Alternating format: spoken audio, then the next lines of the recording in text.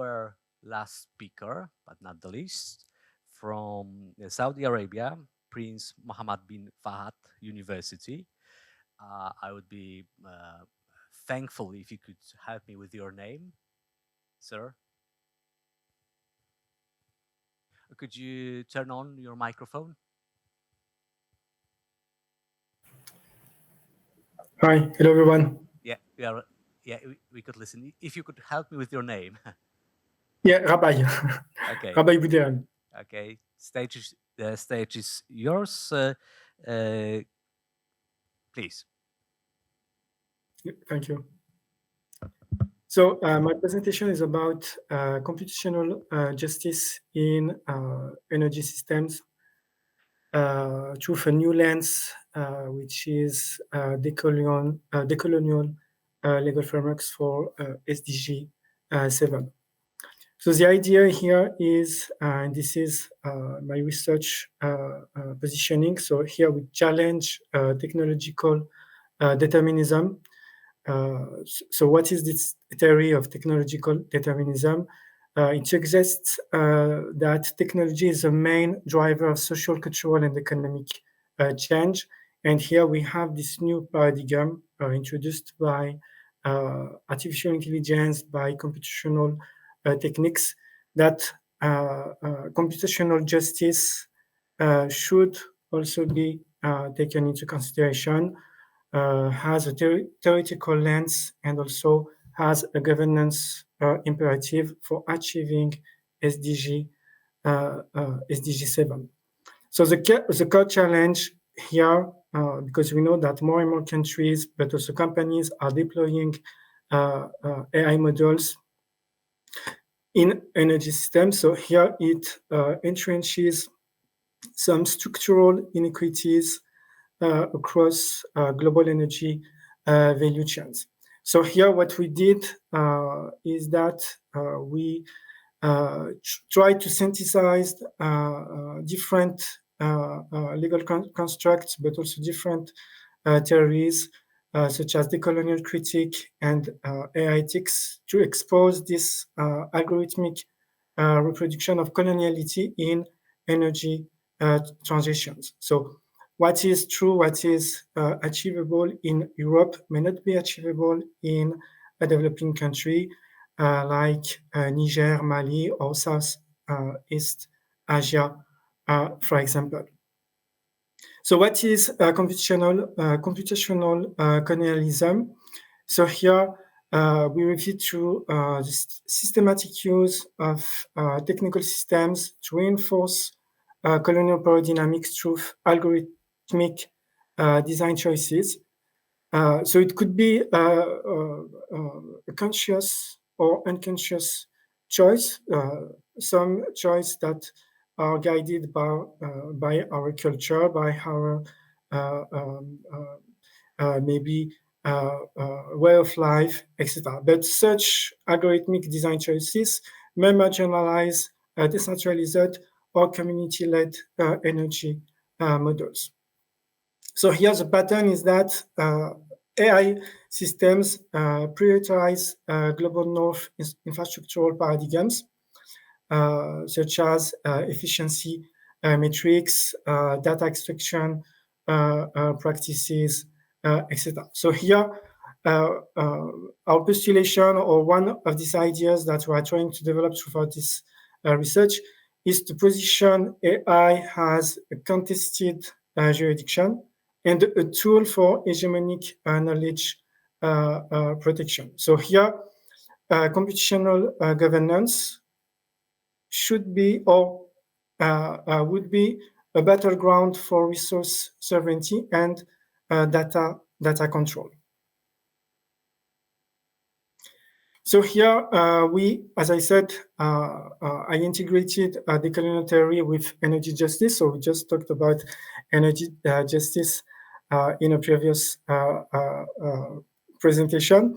So here I structured my research around two interconnected pillars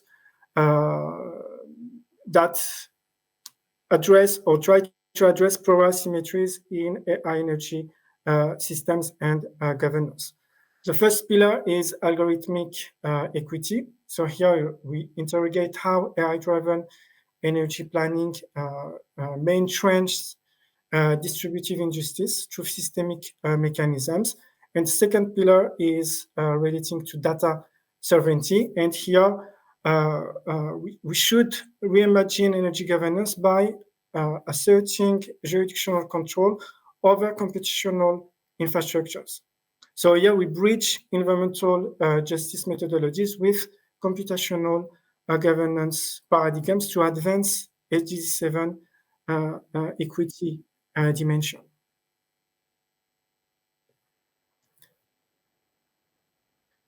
So regarding algorithmic equity, regarding the systemic mechanisms of distributive injustice, so we have the first mechanism that we can here identify, which is training data sets biased toward centralized grid models, which exclude decentralized energy systems prevalent in the global south. So this is something that was documented by research. We identified a second mechanism, which is cloud computing dependencies that may extract local energy data without establishing adequate community benefit sharing mechanisms. And the third mechanism, optimization protocols that devalue indigenous resilience practices and local knowledge systems in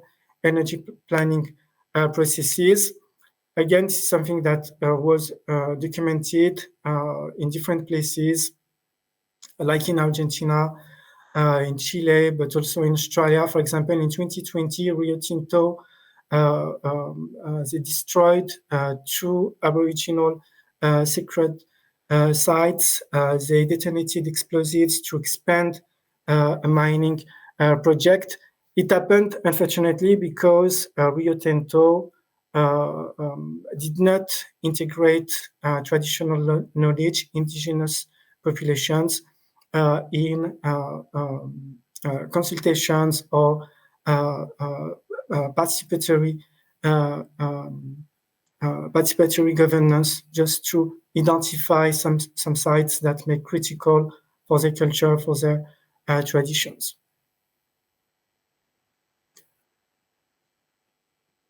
So here, one of our suggestions is to introduce what we call algorithmic impact assessments. So here we would adapt environmental justice principles to computational contexts in order to audit distributional arms. And here, this approach, again, is something that already exists in AI ethics. So it would bridge different disciplines. Here, of course, energy law, but also AI ethics, responsible AI by design. So some principles, some theories developed by thinkers like Floridi, like Dignum, etc.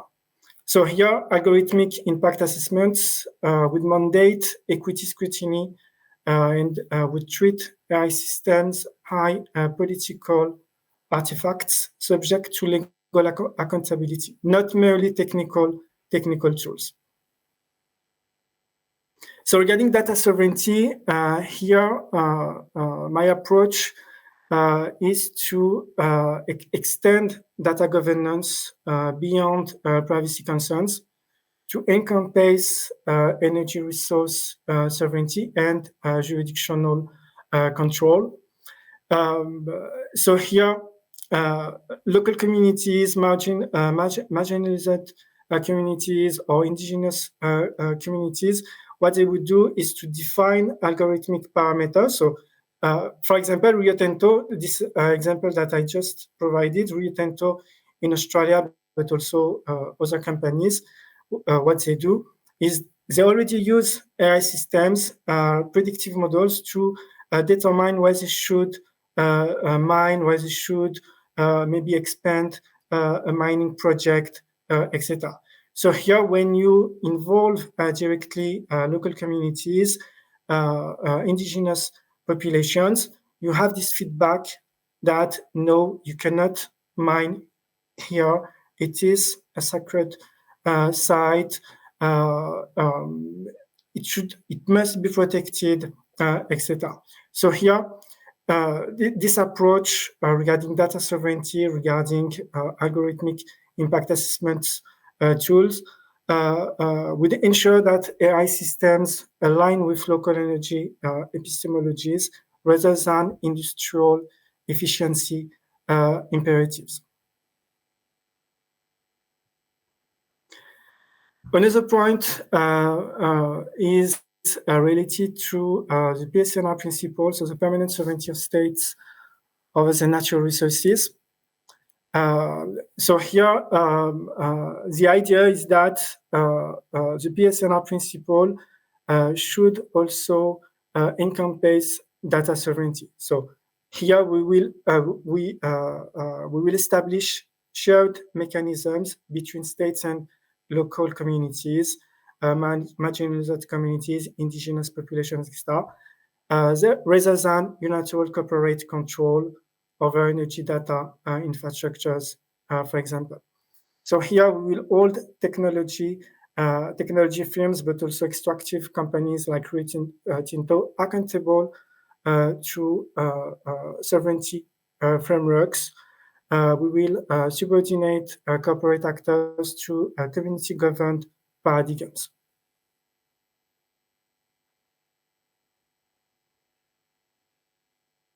So here, regarding the legal foundations, we can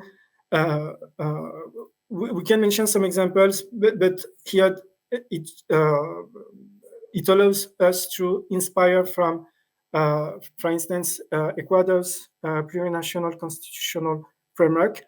So the Ecuadorian constitution recognizes now indigenous sovereignty and collective IP rights within a plurinational legal system. So here it provides this legal foundation that could inform data sovereignty mechanisms for algorithmic energy governance. So here in Ecuador, for example, they already have this legal foundation to promote and, of course, improve energy governance.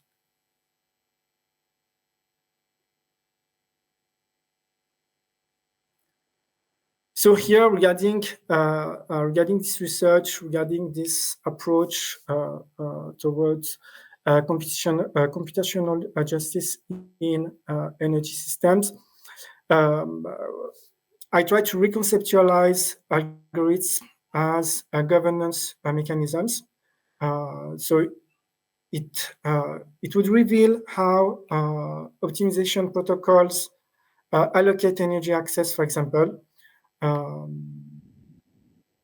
We also bridge environmental and computational justice through algorithmic impact assessments, which offers replicable methodology for auditing potential distributional arms across different disciplines. So we mentioned, of course, energy law, environmental justice, AI ethics, and it establishes data sovereignty as a prerequisite for energy justice.